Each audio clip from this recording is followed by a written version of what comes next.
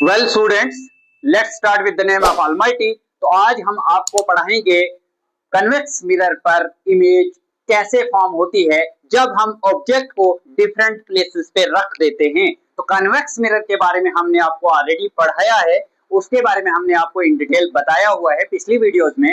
तो हम यहाँ पे फॉर्म करेंगे कन्वेक्स मिरर। ये हमारे पास कन्वेक्स मिरर है जिसका रिफ्लेक्टिंग सरफेस आउटवर्ड होता है और पॉलिश्ड या फिर सिल्वर सरफेस इनवर्ड होता है। ये हमारे पास रिफ्लेक्टिंग सरफेस है। तो हम मान के चलते हैं ये हमारे पास एक प्रिंसिपल एक्सिस होगा। ये हमारे पास जो है वो हॉलो कन्वेक्स मिरर है। तो इसका सेंटर जो होगा वो सेंटर ऑफ कर्वेचर C1 माना जाता है। ये हमारे पास फोकस 1 होता है, ये हमारे पास फोकस 2F1 होता है, ये हमारे पास यहाँ पे सेंटर ऑफ कर्वेचर C1 होता है, C2 होता है, ये हमारे पास F2 होता है और ये हमारे पास 2F2 होता है। तो ये है हमारे पास पोल होता है। ऑलराइट स्टूडेंट्स, यहां से आगे अब हम ऑब्जेक्ट को डिफरेंट प्लेसेस पे रख के देखते हैं कि इमेज का साइज क्या आएगा, इमेज की नेचर क्या होगी और इमेज की पोजीशन क्या होगी। सबसे पहले हम ऑब्जेक्ट को रखते हैं at infinity. When the object is at finity, when the object is at infinity, जब भी इनफिनाइट पोजीशन पे हम ऑब्जेक्ट को रखते हैं तो हमें ऑब्जेक्ट के पोजीशन के बारे में एग्जैक्ट मालूम नहीं होता है। उस कंडीशन में हम एक रे ऑफ लाइट को ट्रेवल करवाते हैं parallel to the principal axis. ये रे ऑफ लाइट है, ये ट्रेवल कर रही है प्रिंसिपल एक्सिस के। आफ्टर रिफ्लेक्शन ये डाइवर्ज हो जाती है क्योंकि कन्वेक्स मिरर जो है वो डाइवर्ज करा देता है रे ऑफ लाइट को। सेकंड भी हमें पोजीशन मालूम नहीं है, इसलिए हम सेकंड रे ऑफ लाइट को भी फॉल करवाते हैं parallel to the principal axis. After reflection ये भी डाइवर्ज हो जाती है, रिफ्लेक्शन के बाद ये भी डाइवर्ज हो जाती है। तो यहाँ पे इमेज मिलने का हमें मालूम है कि आफ्टर रिफ्लेक्शन जब रे ऑफ लाइट मिलती है तो वो इमेज को फॉर्म कर देती हैं। यहाँ पे रे ऑफ लाइट मिलने का कोई भी चांस नहीं है।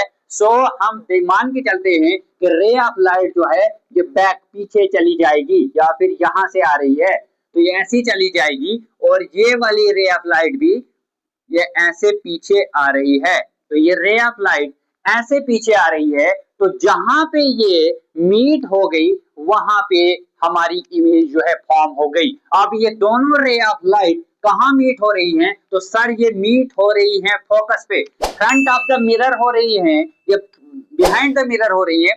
सर ये बिहाइंड द मिरर हो रही हैं क्योंकि रिफ्लेक्टिंग साइड हमने इसको जबरदस्ती मिलाया है। तो जब भी कन्वर्ज हम डॉटेड लाइन में मान के इमेजिनेशन के जरिए से करते हैं तो हमारे पास नेचर क्या आता है आपको मालूम है। तो हमारे पास नेचर जो आएगा इमेज का वो आएगा virtual and erect. Virtual and erect, virtual हो गया कि रियल में नहीं है, हम मान के चल रहे हैं। और जब भी वर्चुअल होती है इरेक्ट होती है। इरेक्ट मींस कि ये सीधी ही बनी है, सीधी ही इमेज बनी हुई है। जैसे ऑब्जेक्ट सीधा खड़ा था इमेज भी वैसे फॉर्म हुई है। तो सेकंड में सर पोजीशन बताइए। तो पोजीशन क्लियर है कि ये फोकस में बनी है तो हम बोलेंगे focus behind the mirror, behind the mirror. Alright, next हमारे पास साइज होता है। तो बताइए साइज कितनी सी इमेज आपको दिख रही है? सर ये तो पॉइंट साइज दिख रही है। पॉइंट साइज को बोलते हैं highly diminished. Highly diminished, highly diminished को हम ब्रैकेट में लिख सकते हैं आप पॉइंट साइज। तो ये था हमारे पास पोजीशन, नेचर और size of object when the size of image when the object is placed at infinity. आइए चलिए हम आपको सेकंड पोजीशन पे रख के भी दिखाते हैं नेचर, पोजीशन और साइज क्या रहता है। तो हम मान के चलते हैं कि अब हम किसी भी जगह जो है वो ऑब्जेक्ट को रख लेते हैं। मान के चलो कि हम रख रहे हैं ऑब्जेक्ट को बिटवीन इन्फिनिटी एंड पोल। जब भी इन्फिनिटी और पोल के बीच में ऑब्जेक्ट रखा जाता है तो हमारे पास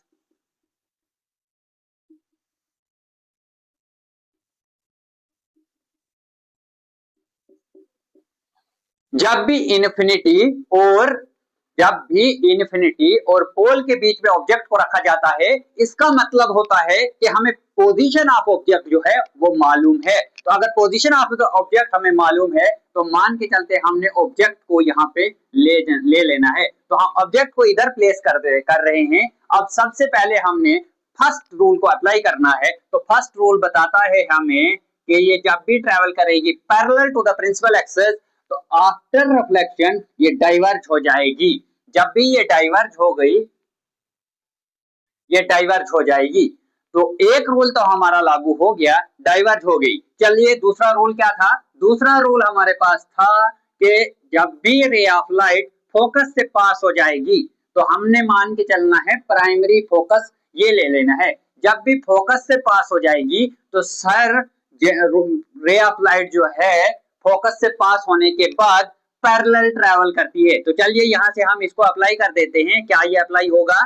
तो ये यहाँ से हो गया। तो ये फोकस पे जाएगी नहीं सर, जाएगी भी अगर हम मान के चले हैं डॉटेड लाइन में यहाँ फोकस से पास करवाएंगे, तो फोकस से जब भी पास करवाएंगे हम सर, तो ये भी यहाँ पे इसको क्या है, रेजिस्टेंस है। आगे जो है रे ऑफ लाइट जा नहीं रही है क्योंकि इस साइड पॉलिश्ड है, तो ये भी यहाँ से क्या करेगी, रिफ्लेक्ट बैक करेगी और ये लाइनें आपस में जो हैं ये पैरेलल हो जाएंगी, ये पैरेलल हो जाएंगी। देख लें आप यहाँ पे देखें, ये जो है ये लाइट हम मान के चलते हैं ये पीछे जा रही है और ये वाली लाइट भी है, ये वाली रे ऑफ लाइट है ये भी पीछे जाएगी, ये आपस में पैरेलल हो रही हैं, तो ये इमेज कभी भी फॉर्म नहीं करेंगी। इस कंडीशन में ये वाला रूल जो है ये फेल हो जाता है। जब भी रूल फेल हो जाए तो हमने उससे अगले वाले रूल को ट्राई करना है। तो थर्ड रूल हमारे पास क्या था? चलिए थर्ड रूल हम समझते हैं। थर्ड रूल हमारा ये कहता है कि रे ऑफ लाइट को सेंटर ऑफ कर्वेचर से पास कराओ। अगर आप रे ऑफ लाइट को इस वाले सेंटर ऑफ कर्वेचर, प्राइमरी इनको समझना है, तो जब भी रे ऑफ लाइट को हम सेंटर ऑफ कर्वेचर से पास कराएंगे, देखो यहां तक तो रे ऑफ लाइट ठीक ठाक आ गई, यहां से आगे तो ब्लॉकेज है, रे ऑफ लाइट पास नहीं होती। लेकिन तीसरा रूल बोलता है कि जब भी रे ऑफ लाइट जो है वो सेंटर ऑफ कर्वेचर से पास होती है और आफ्टर रिफ्लेक्शन जिस रास्ते पे आई होती है उसी रास्ते से वापस जाती है, सेम पाथ को फॉलो करती है। तो ये हम मान के चलते हैं कि ये वाली लाइट, रे ऑफ लाइट जो है इधर फॉल कर गई, तो जैसे गई थी वैसे वापस आएगी। इसका मतलब है कि ये पीछे जो है यहाँ से पास, ऐसे यहाँ से सेंटर ऑफ कर्वेचर से पास होके चली जाएगी। अब देखो ये हमने यहाँ पे जो है ये दोनों लाइट जो है क्योंकि इस रास्ते से सेंटर ऑफ कर्वेचर से पास हो गई, वापस भी इधर से ही आएगी, तो ये यहाँ पे कन्वर्जेंस ऑफ रे का हो गया। जब भी रे का कन्वर्जेंस होता है तो वहां पे इमेज फॉर्म होती है। देखो इमेज कितनी सी फॉर्म हो गई सर, ये छोटी है किससे? ऑब्जेक्ट से। ऑब्जेक्ट का साइज बड़ा, इमेज का साइज छोटा, तो हमने क्या बोला था? साइज। तो साइज ऑफ इमेज क्या है सर? तो साइज ऑफ इमेज जो है वो छोटा है। छोटे को क्या बोलते हैं? डिमिनिश्ड। क्या हाईली डिमिनिश्ड है?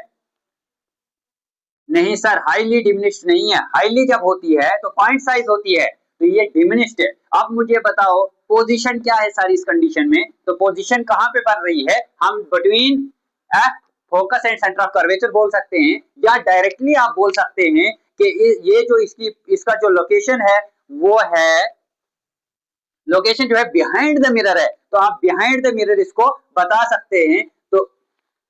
तो हम पोजीशन इसका लिख सकते हैं बिहाइंड द मिरर, और इसको आप ब्रैकेट में लिख सकते हैं between C and F, between focus and centre of curvature. तो इसके बीच में इमेज जो बनी है सर, नेचर क्या है? What is the nature of the image formed on convex mirror when the object is between infinity and pole? तो इसका नेचर है, देखो खड़ी है, पीछे है, डॉटेड लाइन में मिली हुई है, तो ये हम बोल सकते हैं वर्चुअल।